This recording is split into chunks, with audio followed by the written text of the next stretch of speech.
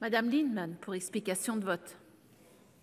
Moi, je crois qu'il faut faire très attention à utiliser des concepts qui, quand on dit le bien, ça donne un sentiment d'absolu.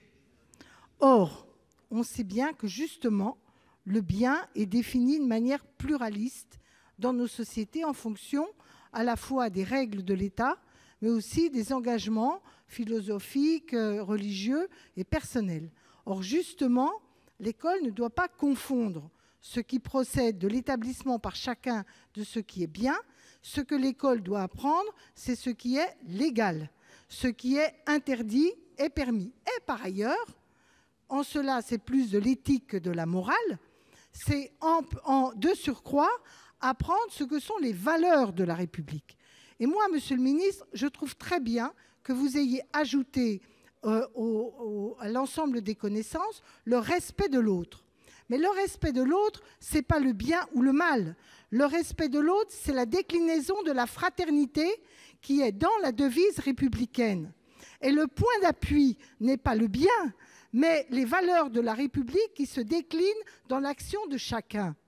Or, le bien et le mal, vous voyez bien que dans le monde contemporain, c'est une notion qui est utilisée de manière parfois tout à fait négative. Quand j'entends parler de l'axe du bien ou de l'axe du mal par M. Bush, ça n'a pas du tout la même notion que, je l'espère pour vous, la notion du bien que l'on veut transmettre, qu'on voudrait transmettre dans nos écoles. Donc nous avons besoin justement d'avoir des références intangibles qui ne puissent pas être, détournées de la valeur centrale. Justement, l'école doit apprendre chacun à discerner ce qui procède de sa morale, de ce qui procède de la loi, de ce qui procède de la valeur, des valeurs de la République et qui font société. Et donc moi, personnellement, je trouve très dangereux ce concept. D'autant plus qu'on a, par les médias actuels, par la manière dont on a parfois caricaturé la pensée, on a beaucoup réduit l'esprit critique de chaque citoyen et l'inscription de son attitude par rapport à nos grandes valeurs.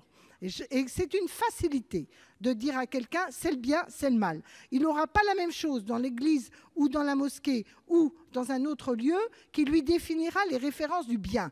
L'école, elle doit transmettre des valeurs en soi, qui ne puissent pas être interprétées selon les lieux et selon les périodes. Monsieur Pacaud, pour explication.